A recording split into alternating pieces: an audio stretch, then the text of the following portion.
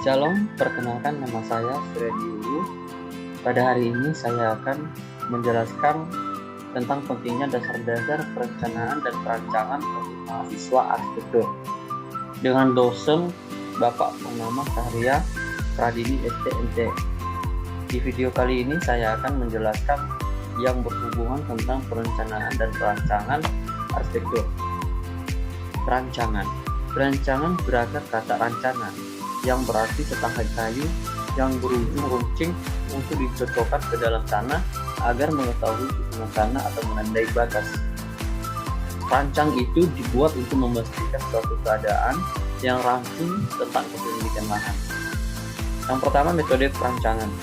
Metode perancangan adalah satu cara atau tahapan yang dilakukan dalam sebuah proses perancangan.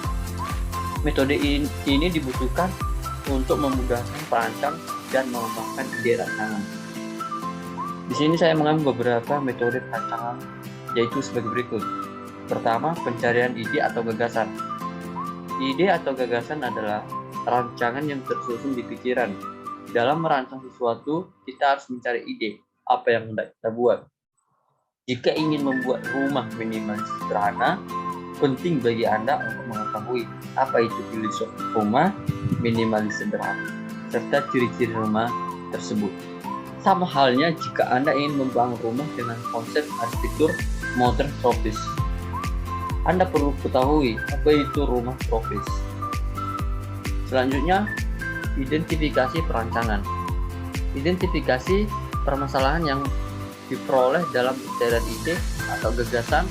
Untuk mengembangkan ide harus mempertimbangkan data-data yang terkait dengan perencanaan.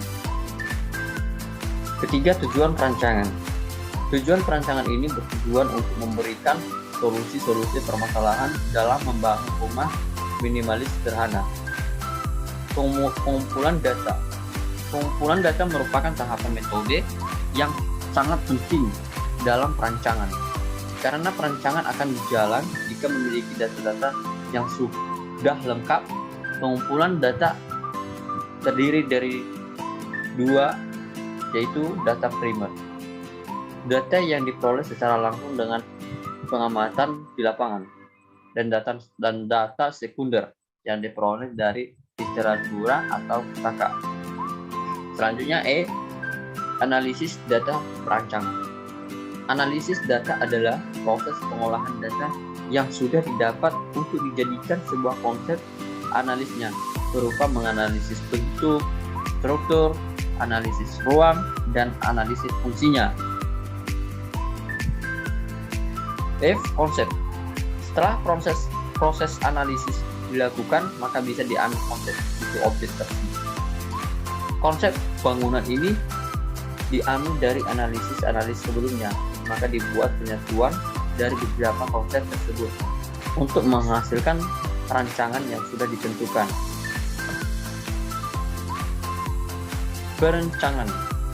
Perencanaan adalah sebuah proses untuk menetapkan tindakan yang tepat di masa depan melalui pilihan-pilihan sistematik.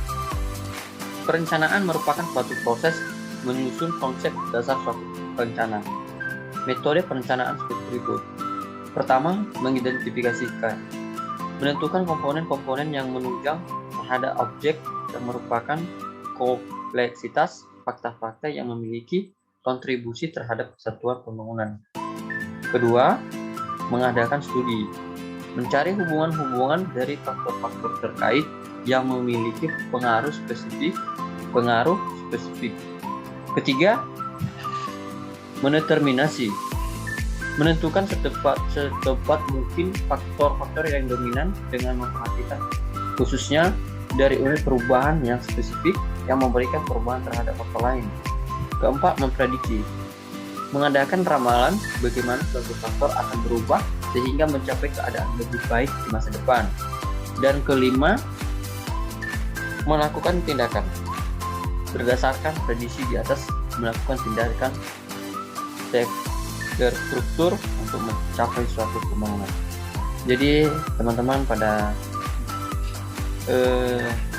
hari ini itu saja